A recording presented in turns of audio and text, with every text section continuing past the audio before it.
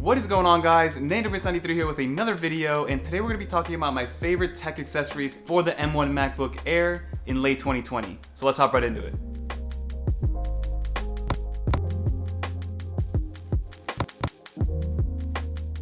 So if you saw my last video on my favorite tech accessories for the iPad Pro, you saw that I went with a new format, right? So today we're going to follow the same exact format and break these accessories down into 4 main categories. So the first one's going to be protection, productivity, how to power the actual thing, so charging or battery, and then finally sound. So basically how we're going to actually listen to whatever's coming out of that MacBook Air, guys. But without further ado, let's hop into protection.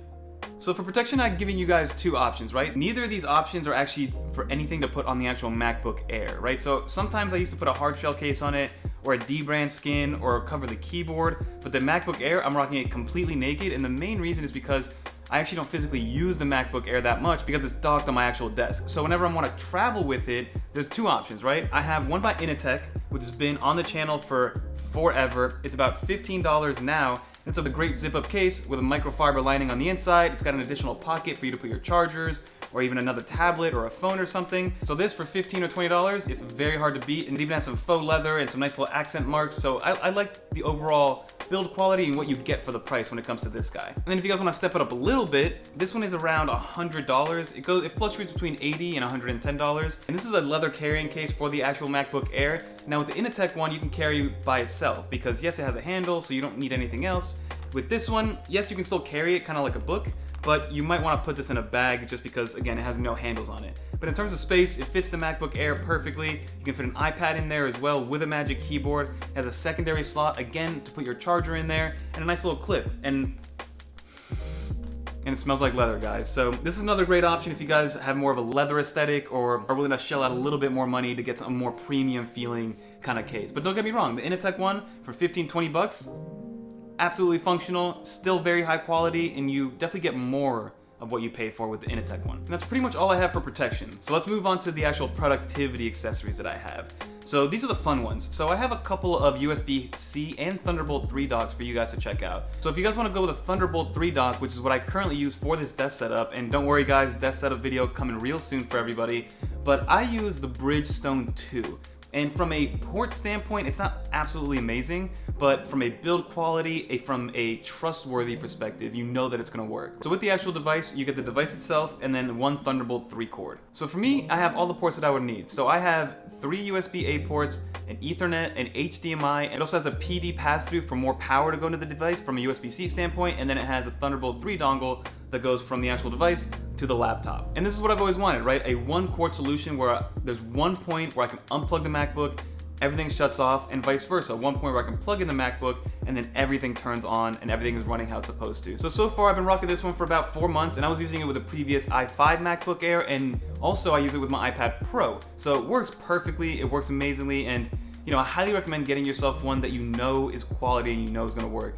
Because I've seen huge Thunderbolt hubs, huge USB-C hubs that promise a 20-in-1 solution, but they end up breaking after a few months, guys. And this one is quality, it fits the Apple aesthetic, and it's also made to go on the go with you because it's supposed to be used almost as a hinge or an extra place for you to lift up the actual MacBook Air. It's supposed to sit underneath it to give you a little bit of an angle when you type.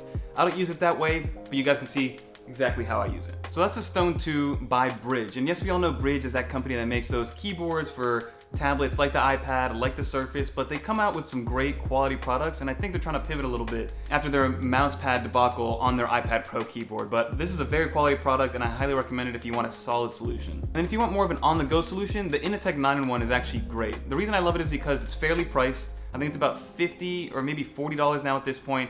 It's an 8-in-1. And it has a built-in USB-C cable that is almost impossible to lose. So that's a great solution if you're on the go and you want something that's compatible with your MacBook Air. It has an SD card reader, micro SD, Ethernet, VGA, HDMI. It has all the ports that you would ever need when it comes to an on-the-go dongle. And then we can't talk about productivity without storage and how to manage that storage, right? So I have the 256GB model for the MacBook Air, which is the baseline one, and for me right now, it's enough, but for a lot of people, it's not going to be. So what I have is a 500GB or 512GB SSD by RAVPower. And I use that SSD almost on a daily basis. Whenever I record one of these videos, finalize it, the finalized video goes onto that hard drive and it stays in that hard drive, just so I can make sure that I have a copy of it, and also it doesn't take up space on my computer and slow it down. So that is my SSD solution. And I know that there's the T5, the T7, but the RAV Power one goes for around $60 to $80 depending on when you get it. And again, everything's gonna be linked down in the description below, guys, if you guys wanna check it out. And one of the main reasons I love that RAV Power SSD is because of the download speeds and upload speeds.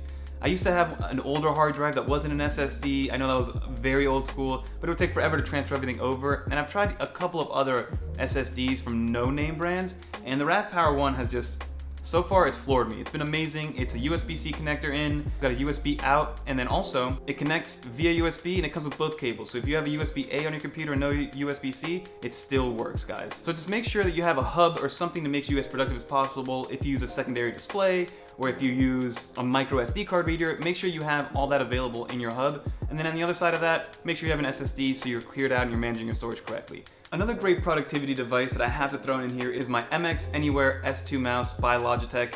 I've had that one since the very beginning of this channel. If you guys are OGs, you know exactly what I'm talking about. I use that with my iPad Pro, I use it with my MacBook Air, and it works amazingly. And then they even released a new one, which is the S3 model, that now charges via USB-C, which is the one complaint that I had with the MX Anywhere S2, because it does charge via micro USB. But again, I've only charged it, I believe, 3 times in probably about a 15 month span. And again, I'm just absolutely in love with it, and it gets the job done. It has just enough hotkeys for me to program to be productive, but not so many that I get confused. And I also know that there's the MX Master 3, and I hear that one's amazing, and it really is, but this one is a little bit smaller, a little more compact, has some good heft and quality weight to it. I recommend going with the MX Anywhere, either S2 or S3, whatever you guys find that fits your budget. I'll link both of them below. But that's enough with productivity. Let's go over to actually charging up the device. So most of you guys know, the charger that comes with the MacBook Air is the smallest laptop charger I've ever seen. It's a single port USB-C, I believe it's 30 watts, maybe a little bit more, but correct me if I'm wrong in the comments below, and it charges pretty slowly. Now, the M1 MacBook Air, the battery life is amazing, so you really only need to charge it overnight, especially even if you're gonna be using it intensely throughout the day. You can leave it unplugged because that's how good the battery life is. But if you need something with a little more juice, a little bit more power, what I have is actually from Aki. It is a 3-port, 90-watt GAN charger from Aki. It has 2 USB-C ports and that USB-A port that people are forgetting about. So the bottom port is actually meant for the laptop, and you'll see with that little icon right there that it shows that it's meant for the actual laptop. So that way it knows that you can actually push those full 90 watts and not deter the battery. But now it's also a smart design, right? So if you plug in, let's say, an iPhone into that secondary port and you have your laptop, it'll slow down the actual charging of the laptop to about 60 watts and then PD charge your iPhone at whatever the speed is, about 18 watts.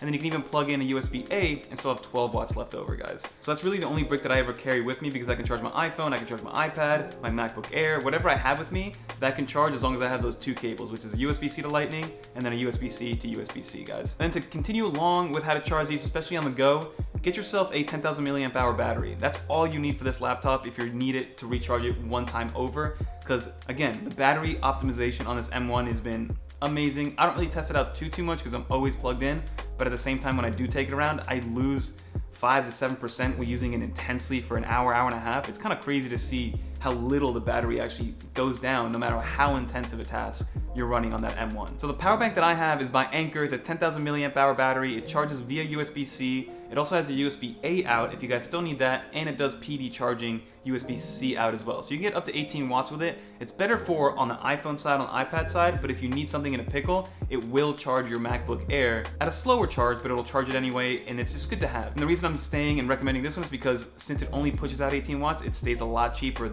than those newer power banks that can push out 60, 90, 120 watts now. And then when it comes to actual sound of the devices, so the speakers that I use.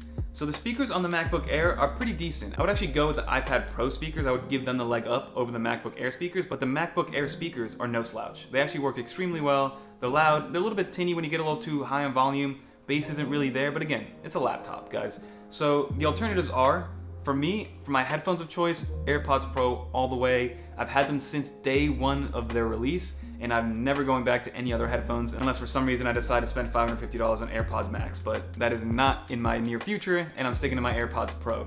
And then if I wanted an actual speaker, this is actually a new purchase. It's very recent, and I'm very happy with it so far. It's my first actual Apple smart speaker. It's a HomePod Mini that I have on my desk, and it connects very well. It connects flawlessly to the MacBook Air, and if I have 2, I could use them as stereo sound speakers as well. So that is an option if you guys want to pick up 2 HomePod Minis. instead of a regular HomePod, because even 2 HomePod minis would be less expensive than a big old HomePod, guys. But I just have the one. It works well. I listen to music. It doesn't really distort on loud volumes. The bass is surprisingly good, even though that the actual HomePod is tiny and it fits in your hand. So just very, very impressed with the HomePod mini and the sound quality and how loud it actually gets, like I mentioned, at such a small form factor. And I did want to give you guys 2 honorable mentions on here. So the first one has to be the Satechi closed vertical stand that I have on my actual desk, but I'll show you guys that more in a desk setup video that I'm going to put together for you guys. And then this other one has to be this Tech Taffy, which I recently got. I showcased it in my last video, and it's been great for keeping my keyboard clean, especially because I keep that keyboard naked. There's no keyboard cover on it, even though I used to be the king of the keyboard covers. I've just been digging the naked style on the keyboard, and the Taffy has helped well to make sure I keep it clean, make sure no little hairs or little pieces of dirt get in there or any smudges. It's a nice little tech product to have, even though there's no tech in it. It's good to have if you have a bunch of little tech devices on you that have little crevices you can't really get into, guys. But that's pretty much gonna do for this video. Those are all of the accessories that I got this year that I recommend to you guys. If you're on the M1 MacBook Air, if you're even on the i5 MacBook Air, or if you're an iPad Pro user, most of these are USB-C products that fit on both of them. Whether it is for power pass-through or for data pass-through, both of these or all these accessories will work for an abundance of Apple products, guys. But I did want to focus on the M1 MacBook Air because that machine is very impressive. But like I said, that's gonna do it for this video. Everything will be in the description down below if you guys want to check it out. Buy yourself something nice, buy something nice for somebody else. It's still the giving holiday season even though Christmas is over. But until next time, don't forget to like, comment, subscribe. Peace.